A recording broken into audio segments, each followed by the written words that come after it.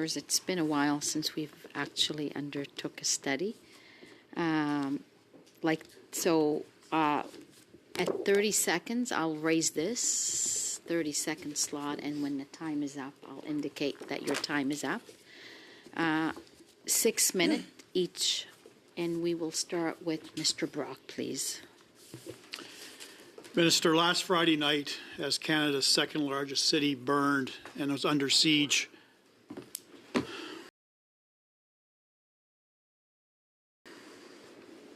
Yes, Mr. Biddle? On the issue of relevancy, I know Mr. Brock why don't you was let me ask outraged. the question? Mr. Brock was outraged last week when we were here. My God. He said, and filibustered for an hour when there was a suggestion that we may ask questions of Mr. Viersen unrelated to the topic at hand.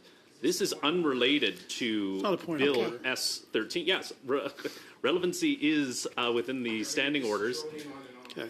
This is within the standing orders. If Mr. Brock can keep to his questions to the legislation, I know he insisted that we do the same thing 2 weeks ago. Mr. Brock of 2 weeks ago would have been very upset at Mr. Brock today. So I'm hoping if he can keep his remarks focused pursuant to the standing orders. Okay. So thank you for that, Mr. Biddle. Relevancy is definitely within the standing orders, but I don't think Mr. Brock has even had a chance to. Of course not. This to is even Biddle's game start plan. with the. So I'm going to start you back at 6 minutes, Mr. Thank Brock. you. Appreciate that, Chair. And we'll let you continue. And I know you've been here as long as I have been here, and you're very well versed. And it's the members' time. So yes. Please proceed. Thank you. Minister, last Friday night, as Canada's second largest city burned and was under siege by pro-Hamas terrorists rioting in the streets, damaging property, inciting their vile messaging of their extermination of the Jewish state, all the while your leader, Justin Trudeau, danced away at a Taylor Swift concert, sharing friendship bracelets with other fans. You, as Canada's chief legal officer, remained silent. Why, sir, did you develop, or why did you display a lack of leadership and courage in calling out this extreme anti-Semitic hate and violence? So, Minister, please proceed. Yes. Well, I reject that categorization, and I also reject what happened on Friday night in terms of its appropriateness. What happened on Friday night was a disgusting and appalling act of lawlessness and unlawful behavior by people who would seek to sow havoc and chaos on our streets. Minister would have appreciated you calling that out at the time, but you remained silent. Yes. I'll move on to my second question. And I referenced that in my response. Sorry, Minister, this is my time. A few weeks ago, November the 11th, during a bail compliance check, Toronto police officers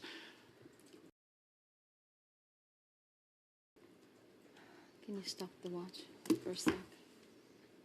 Mr. Biddle, yes?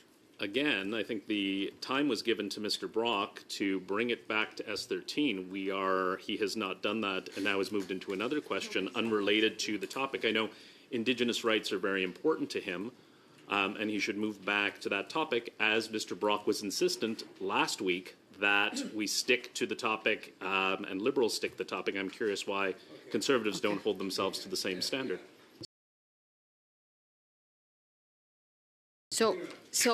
I mean, relevancy is very much as the base of the issue. So I'm going to have Mr. Brock now. We will start the watch again. Mr. Brock, just be careful. I'll get to relevancy. Okay, just thank you. Please go ahead. We support S13. A few weeks ago, November the 11th, during a bail compliance check, Toronto police officers found themselves. Madam Chair, this is becoming ridiculous, and this is a pattern that Mr. Biddle continually does at these committee meetings. Mr. Biddle?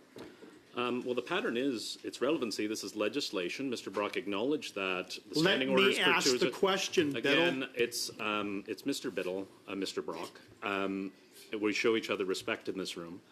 And again, like he insisted last week that we stick to the topic at hand, and he's not doing what he insisted that we do last week. So I hope that Mr. Brock of a week ago will comport himself in the same way that he insisted a week ago that we should comport ourselves.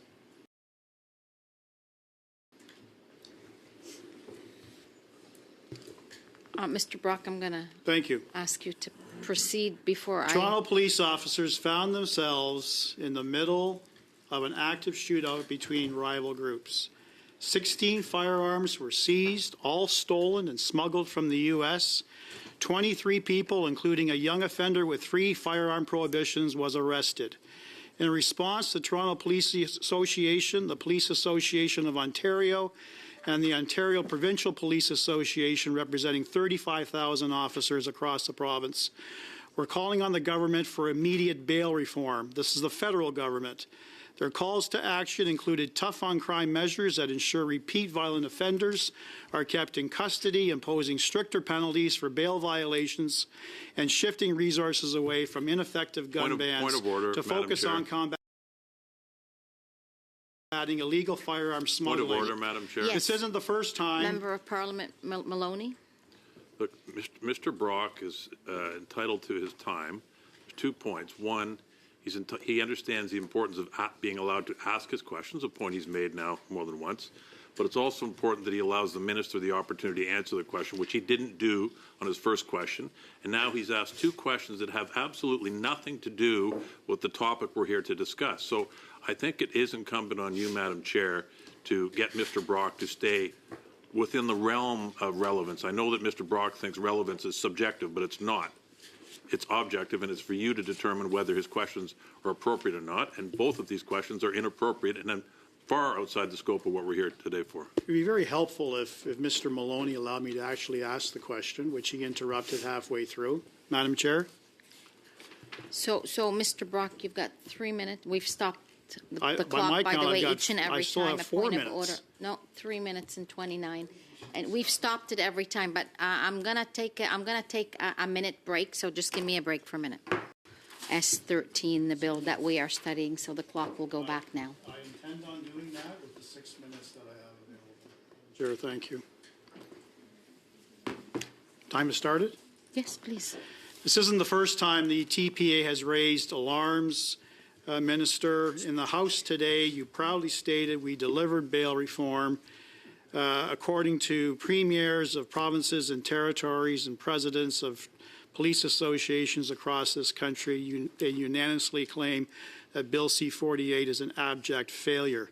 Instead of blaming provincially appointed judges and justices of the peace, when will you finally toughen up our bail regime to keep our communities safe?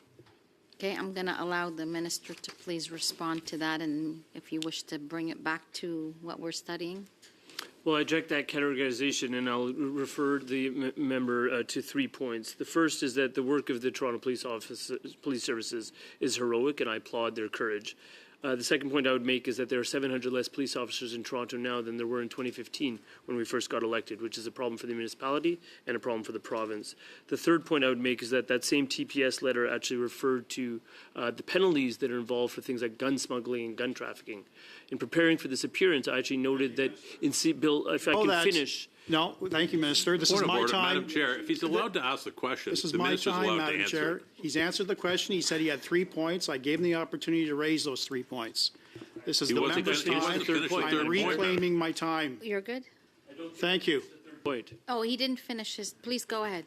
The TPS called for enhanced penalties for gun smuggling and gun trafficking. We enacted those penalties Thank you, Minister. and enhancements in Moving Bill on. C-21, which Moving that on. member Thank voted you, against. Minister. This is my time. Thank you. Thank you, Minister. Yeah, I will. We know that Indigenous people are more likely to be victims of crime. This has been reiterated in numerous government studies, such as the MMIWG and the TRC, and the statistics don't seem to have changed much since these reports were made public.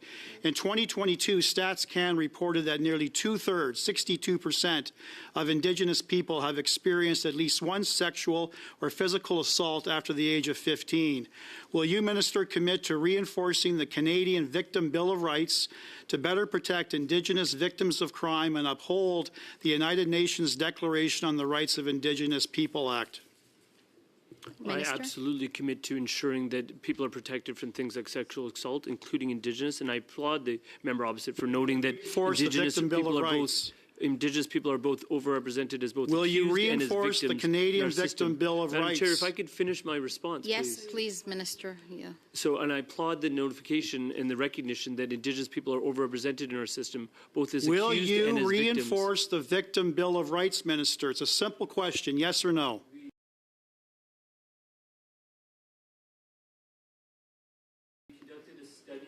View of the The Canadian answer is Victim no. Bill Thank of you. Rights. Would the minister consider a similar approach to Madam victims' Chair, rights? Point of order. Point We of have order. 30 seconds left. Finish my response, Madam Chair. 29 seconds now. Well, and Madam Chair- I hear a number of Madam points Chair, of order. Madam Chair, so- if I could raise an issue, please. Generally, when we pose a You can't make question, a point of order in your own time, Madam Chair. Actually, I was at another Madam- committee and they Madam made Chair. that very clear. It's true. generally you afford a witness the same amount of time it takes for the question to be put.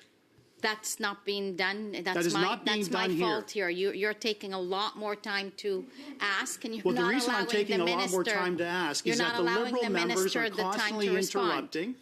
I constantly have to go back to the original question, repeat myself. That's what's happening here. So, I can do it in 10 seconds, Madam Chair. listen, we had stopped the clock. I'm not going to keep stopping the clock. We stopped it at 29. Can we please continue with that now? I'm moving on to another question. The minister Before said he you hasn't do, finished Minister, answering have the you question. responded to that last question? Madam Chair, we put on reverse bonuses for bail for intimate partner violence, which assists Indigenous women. That Thank was you. Bill The answer is C-75 no. and Bill C-48. Would the minister consider a similar approach to victims' rights as being proposed in this bill? Specifically, will the minister reinforce the primacy clause in the Canadian Victim Bill of Rights to ensure the rights of victims are considered, upheld, and supported by courts and other criminal justice professionals in every interaction with the criminal justice system? Yes or no? Okay, Mr. Brock, your time is up, but I am going to allow equal time for the minister to respond as that last question, which was about 23 seconds. Review that happened, I believe, at this committee 2 years ago of the Canadian Victims Bill of Rights. There was a lot of healthy and proposals that were suggested at that point, and we are always looking to ensure that victims' voices are empowered and that their rights are given primacy in our system. Thank you, Minister. That didn't take that long, so we appreciate that. So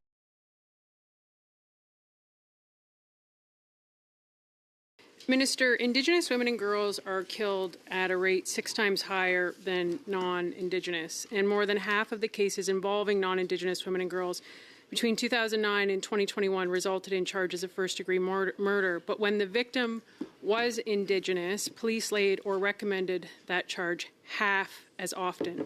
The less serious offences of second-degree murder and manslaughter were more common. In my community of Curve Lake, Selena Taylor was a beautiful, beautiful girl. She loved animals, and in the words of her sister, she will forever be missed and celebrated. Selena is now another Indigenous woman who didn't make it home after her intimate partner violently assaulted her. Rest in power, my love. That's her sister, Sage Castell. When he was arrested for attacking Taylor, Jordan Morin was out on bail for a separate 2019 attack. And when he was out on bail in the Selena Taylor case, he was arrested in January 2021 for the alleged assault on another woman in November of 2020. As a final sickening coda, Morin was sprung on bail again in February 2021, just 3 weeks before Taylor died. Over the years, he also did 10 months in the Slammer for assaulting a Good Samaritan who suffered life-changing facial injuries. Today in the House, your response to my colleague to diminish crime in this country was, you said, and I quote, "We delivered bail reform."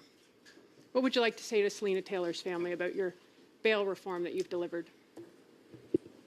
Minister? To Ms. Taylor's family, I would express deep sorrow and sympathy in terms of the fact that Selena is no longer with us. I think that's a horrific crime, and it's a tragedy that shouldn't be happening in our society. What I would also say is that we've been working very hard to try and address violence against women, particularly Indigenous women. That's why we launched the MMIWG inquiry. And that's why we've had the calls to justice that we're working to implement. Some of the bail matters that you mentioned have actually been dealt with in Bill C-75 and Bill C-48, where we implemented a reverse onus on bail for people that commit intimate partner violence, and we accentuated that in Bill C-48. But what I would say to you is that the same thing that I've been saying repeatedly to many different provincial actors is that what I want to know, and I'm sure you want to know as well, Ms. Ferrari, is that the circumstances upon which that individual being released on bail at least twice by your account, what were those circumstances? Did the Crown contest the bail? I would like to know that. And if the bail was granted above the Crown's objections, did they appeal the bail through what's called a bail review? Was bail denied because there was no detention facility ready to take that person? Because what Canadians need to understand is that Thank you. a It's my likelihood of time. reoffending, I've given you lots of a time. likelihood of reoffending is one usually of the the time is basis the grounds same, for denying bail. Madam Chair. And Thank clearly you. that wasn't accurately applied.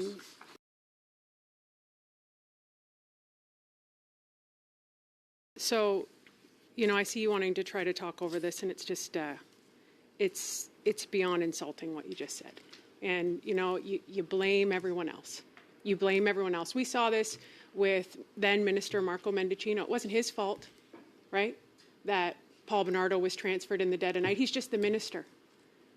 Minister, this is ridiculous. You are the minister. To blame the provinces is just absurd. And your murdered and missing Indigenous women, you've been, the AFN President Cindy Woodhouse has said, this failure is not acceptable to our people. You have failed everyone, and you don't take any accountability. You have no humility at all.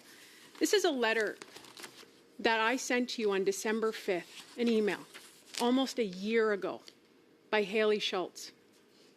You were asked directly, repeatedly. It has been brought up multiple times. Her son, Bradley Pogue, was murdered. You have never acknowledged this letter. It is a public letter. I have all of the correspondence. You have said to my colleague today that you are not going to enforce the Victim Bill of Rights. Please, show some humility. Please read Haley's letter. I will Point walk of order, it to Madam you Chair. right He now, did if not. you That's want, not an accurate Minister reflection of what the Varani. minister said.